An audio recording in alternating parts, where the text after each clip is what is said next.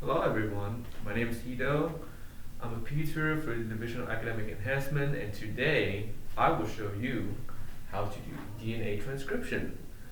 Imagine that you are your body, and today you would like to transcribe some mRNA, very casual operation. So you first go to your initiation stage and find your DNA that you wish to transcribe mRNA from. DNA has two strands. The strand that you will be transcribing from is called your template strand. The strand that you are not translating from is your coding strand. A good way to think about this is that the template strand is what you're running off of, while the coding strand is what it will look like in terms of your mRNA. Now you may ask, how do I know where to start? Because DNA can be very long. Good question. Your DNA has these sequences called consensus sequences. They basically say dock here, start here, which are around right here. And then they also have this slow spot called T+1 sequence. This is where your first ever nucleotide will be put down. And as you can see, your consensus sequence, when it opens up, will reveal your first T1. So let's do that. So you come in, you open up your DNA to create this little bubble right here. Your RNA polymerase, the thing aka machine that makes RNA, will be attached to this bubble right here. However, you need a Q factor. Without this little device right here, let's call it like a helper, you cannot bind to this DNA strand, your polymerase. And as you can see here, when you open it up, the first nucleotide that you will have opened up is your T+1. This is where that you will begin transcription.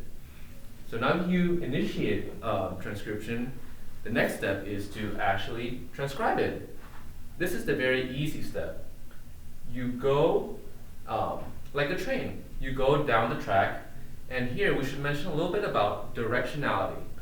So coming off of your template strand, with regard to that, you are moving in the 3' to the 5' direction. Conversely, because remember that DNA and RNA are anti-parallel, your RNA is being synthesized from your 5' direction to your 3' direction. So a good way to think about that is that 3' to 5', 5' to 3'. Anti-parallel. You will never see 3, 3, 5, 5. It should always be 5' to 3', your RNA synthesis, and 3' to 5', the direction you're going on your train. So this little bubble, which is keep going at a comfortable pace, is about 18 base pair big. And yeah, this little spaghetti noodle you're making, this will be your RNA. Now, you won't want to elongate forever. At some point, you would like to stop elongating and finish transcription. So now we come to the termination stage of your transcription. DNA has a lot of ways. You have a lot of ways to stop transcription. One way that you might want to try today is called a hairpin termination. So look at here. Your train comes across this little section on a rail that has a lot of A's. And you, being base pairing, put a lot of U's on this. But note something. Base pairing between U and A only have 2 hydrogen bonds, whereas base pairing between C and G have 3 hydrogen bonds. So this region right here for you is very stable, it's very wonky. Your train's about to fall off of the track, sort of. However, being unstable is not quite enough for you to stop. You need an extra push to get off of this DNA track. Luckily for you, up your stream, your DNA has made this hairpin structure consisting of inverted sequences. It looks like a hairpin, and what this does is basically strain your RNA.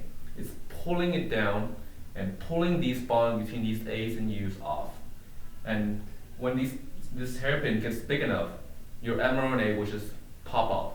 Your train will pop off the track, And then after that, the DNA closes, the polymerase that's running this thing, your train, will leave, and you have just made a brand new mRNA sequence. I hope that was helpful, and see you on the next video.